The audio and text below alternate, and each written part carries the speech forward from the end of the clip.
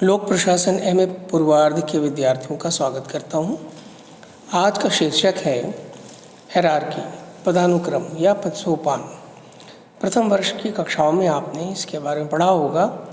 हम यहाँ पर इसे औपचारिक संगठन के निर्माण के सिद्धांत के रूप में देखेंगे कि कैसे पदसोपान जो है वह औपचारिक संगठन के निर्माण का एक महत्वपूर्ण सिद्धांत है। जैसा आप जानते हैं, यह जो सिद्धांत है यह वेबर, फेओल, गुली, कुर्विक, मूनी, रेले जैसे सभी क्लासिकल जो थिंकर्स थे उन्होंने इसे संगठन का आधार बताया था कि संगठन बनाने का ये सिद्धांत जो है ये आधार है, प्रथम आधार कह सकते हैं आप। फेओल ने इसको स्केलर सिस्टम या स्केलर प्रोसेस के रूप में बताया। मून ने इसे एक सार्वभौमिक परिघटना यानी यूनिवर्सल फेनोमेनन के रूप में बताया, यानी चाहे सरकारी संगठन हो चाहे निजी संगठन हो, संगठन किसी भी रूप में हो तो बिना पदसोपान के यानी पदानुक्रम के संगठन का निर्माण नहीं किया जा सकता। पदसोपान या पदानुक्रम का जो शाब्दिक अर्थ होता है वह होता है उच्चतर से निम्नतर। इसका आशय पिरामिड शैली में बने एक ऐसे संगठन से है जिसमें क्रमिक चरण ऊपर से नीचे की ओर और एक दूसरे से जुड़े रहते हैं। जैसा आप चित्र में देख सकते हैं कि पद ए जो है वो शीर्ष का पद है, किसी संगठन के मुख्य कार्यपालिका का पद है। बी और एल जो पद हैं वो द्वितीय स्तर के पद हैं, सी एम तृतीय स्तर के, डी एन चतुर्थ स्तर के, इसी तरह ई ओ और एफ पी और जी क्यू सबसे निचले स्तर का पद पदानुक्रम में यहाँ दर्शाया गया है। तो ए जो है सर्वोच्च अधिकारी है, ए बी को आदेश करता है, बी सी को आदेश करता है, सी डी को आदेश करता है। इस तरह से पदानुक्रम में ऊपर से नीचे की ओर यह जो कार्यात्मक संबंध की रूपरेखा बनाई गई है, यह जिसको स्केलर सिस्टम कहा जाता है। स्केलर से तात्पर्य यहाँ कि जैसे जैसे हम ऊपर बढ़ते जाते हैं सत्ता और उत्तरदायित्व की मात्रा बढ़ती चली जाती है। तो इसी को आधार बनाकर सत्ता और उत्तरदायित्व के बढ़ते क्रम में पदों को अरेंज किया जाता है और इस प्रकार से उच्चतर और अधीनस्थ पदों का निर्माण होता है। तो पदसोपान जो है वो संगठन में कार्य विभाजन का एक सिद्धांत है।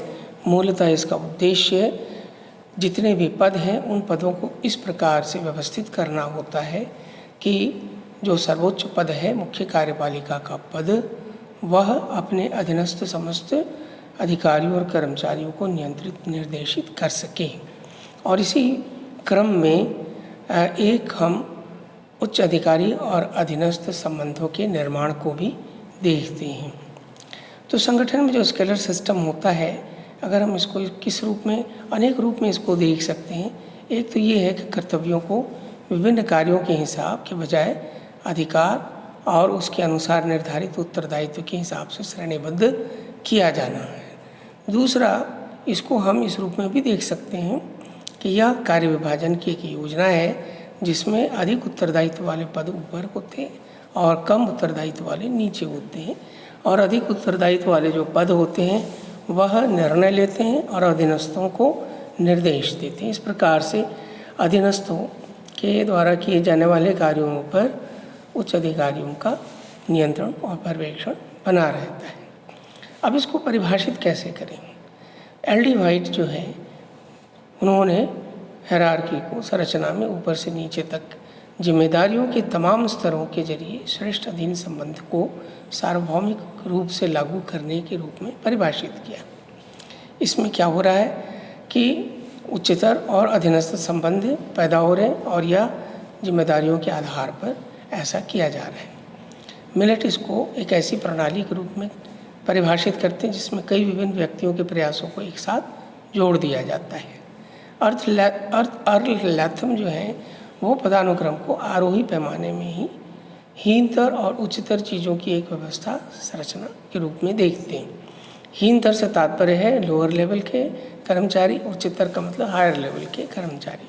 तो उनका एक अरेंजमेंट है ये। रॉबर्ट प्रेस्टिस जो है वो पदानुक्रम को संगठन के शीर्ष से आधार की ओर जाने वाली एक अवरोही पैमाने से जुड़ी श्रेणी क्रम पदों की एक प्रणाली के रूप में देखते हैं। कुल मिलाकर जो संगठन में कार्य का विभाजन हो रहा है, वह कार्य के विभाजन के साथ साथ हमें यह भी देखना पड़ता है कि प्रत्येक व्यक्ति को जो कार्य सौंपे गए हैं वो अपना कार्य निश्चित समय, तकनीक और मात्रा में पूरा करें। उन नियम प्रक्रियाओं के अनुसार जो तकनीक निर्धारित किए गए हैं उसके अनुसार वो अपने अपने दायित्व पूरा करें। परंतु यदि ऐसा करके छोड़ दिया जाए कि प्रत्येक व्यक्ति अपने अपने दायित्व को पूरे कर लेगा, तो इसमें एक बड़ी समस्या पैदा होगी। मान लीजिए कि कुछ लोगों ने कार्य पूरा नहीं किया, तो अन्य लोगों को उनके ऊपर नियंत्रण रखने, निर्देश देने का अधिकार नहीं रहेगा, क्योंकि प्रत्येक व्यक्ति को हमने एक ही समान स्तर पर वर्गीकृत कर दिया।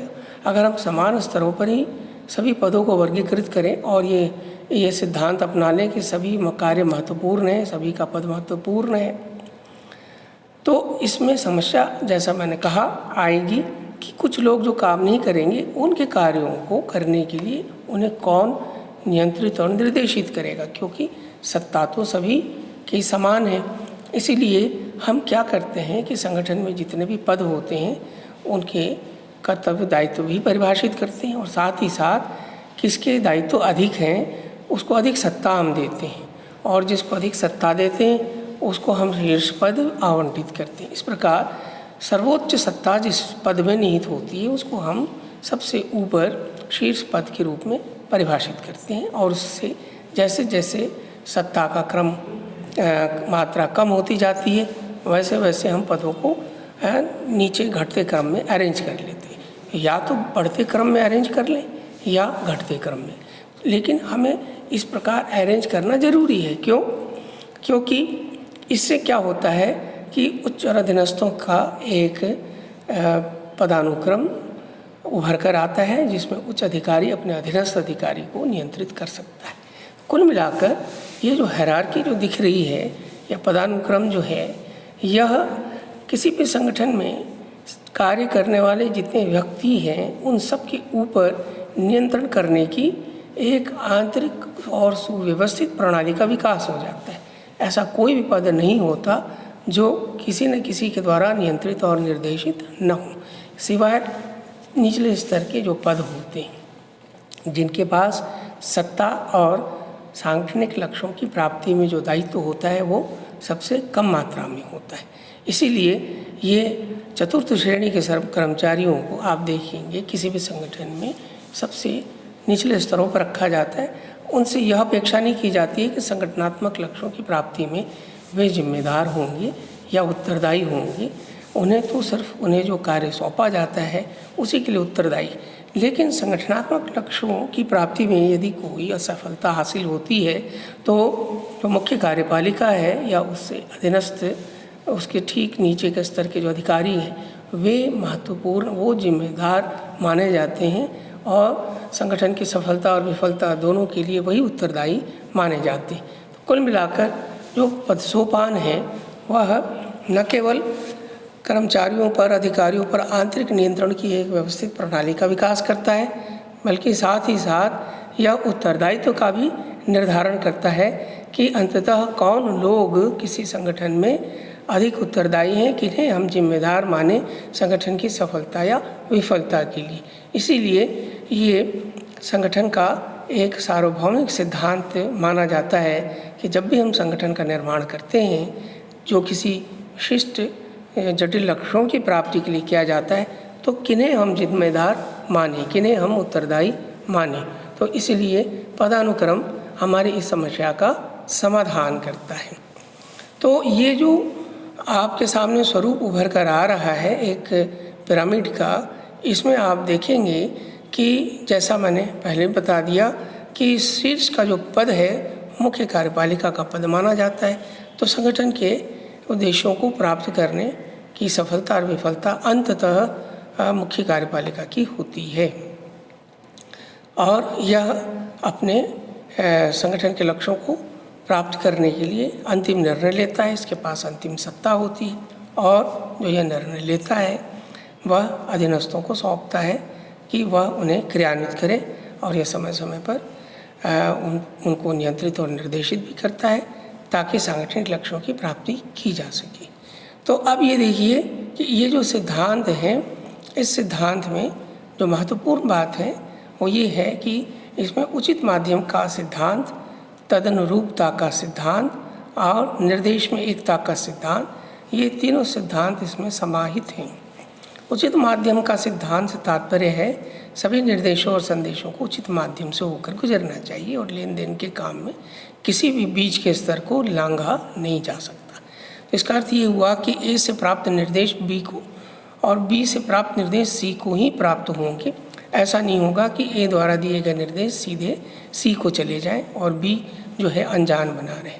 तो यहाँ पर सारे निर्देश जो है प्रत्येक स्तरों से होकर ऊपर से नीचे और इसी तरह सूचनाएं नीचे से ऊपर की ओर प्रवाहित होती हैं। इससे एक लाभ यह भी होता है कि समस्त जो कार्यरत अधिकारी कर्मचारी हैं उनको सांगठनिक निर्णयों और उनकी क्रियान्विति के जो स्टेटस है उसके बारे में जानकारी होती है। प्रत्येक व्यक्ति अपने अपने स्तर के कार्य को भी संपादित करता है।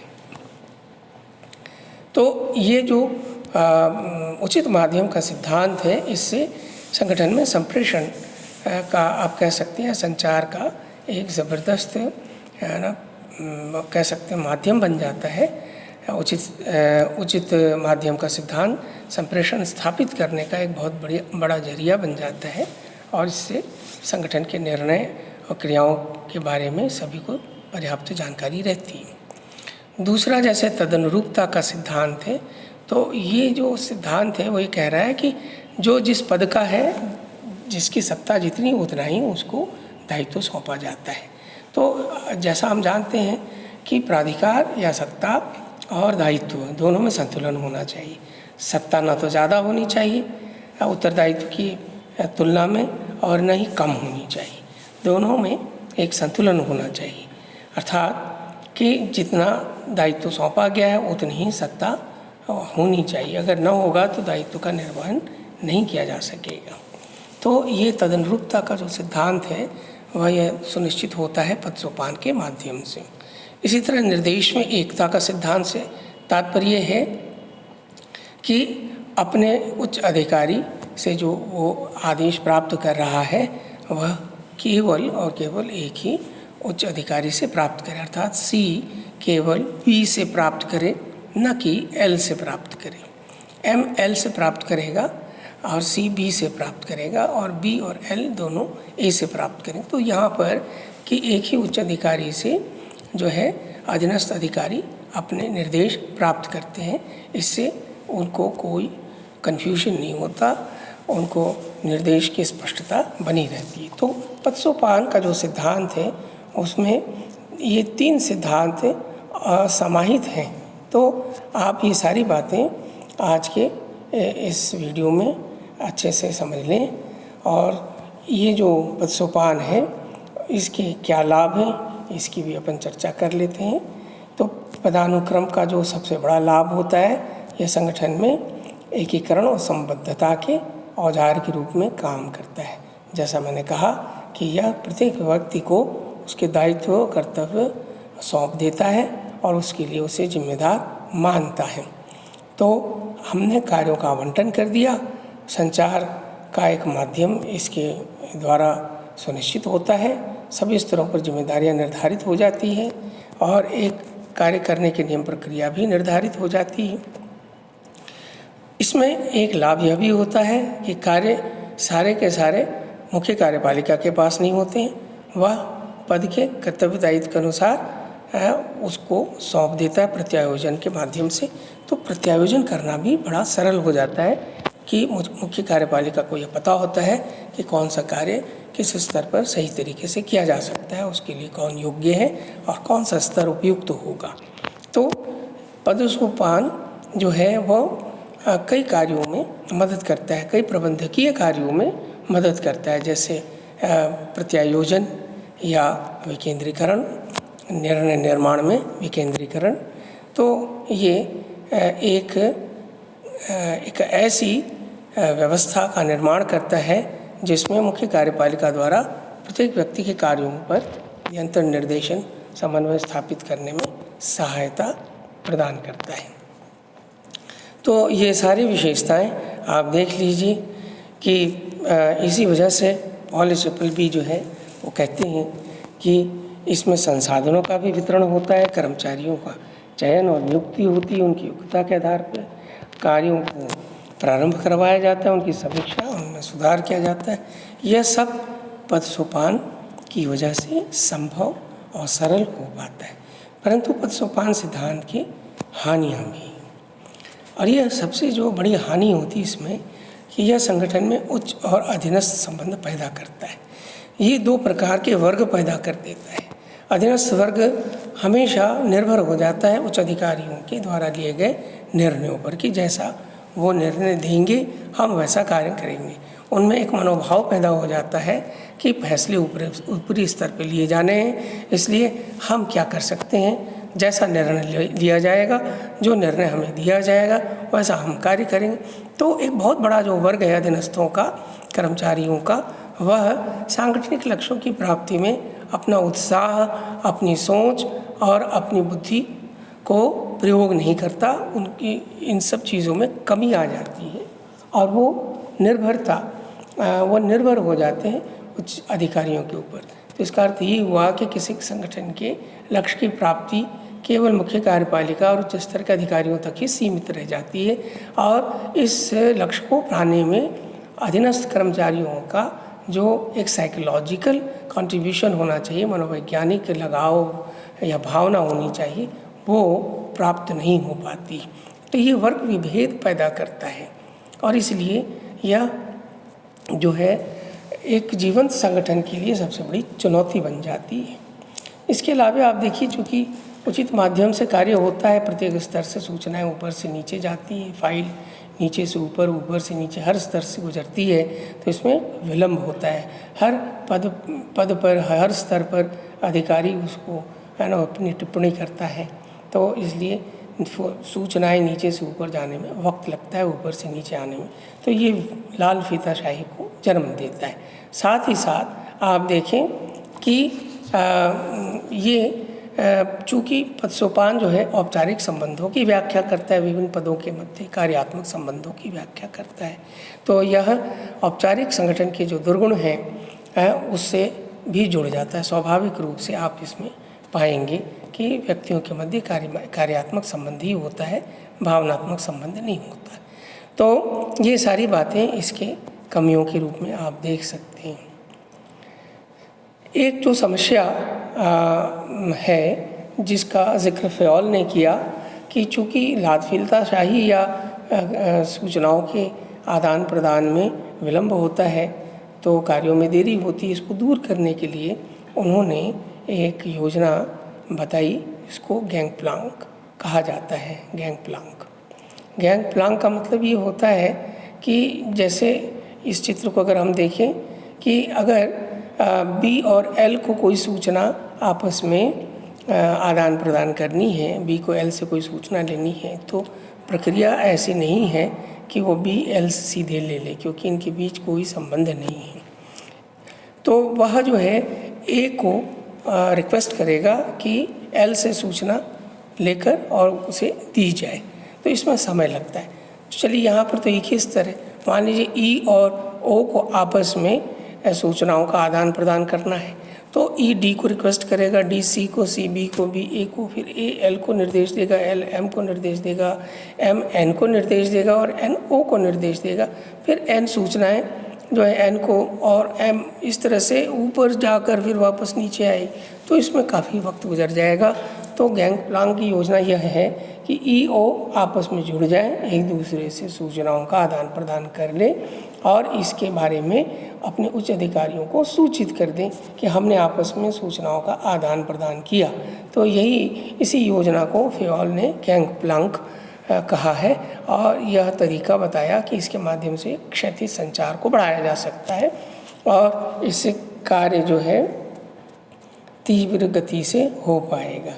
लेकिन उन्होंने ये बात कही है कि यह बार बार ऐसा करना जो है उचित नहीं है, कि उच्च अधिकारियों को सूचित किए बिना सूचनाओं का आदान प्रदान नहीं होना चाहिए। तो दोनों ही चीज़ें हैं, जहाँ आवश्यक हो वहाँ करें, और ऐसा भी नहीं कि हम केवल उचित माध्यम से चिपके रहें। आवश्यकता पड़ने पे हमें आपस में सूचनाओं का आदान प्रदान भी उच्च अधिकारियों को सूचित करके प्राप्त कर लेना चाहिए। तो ये बातें आप इस संदर्भ में देख सकते हैं।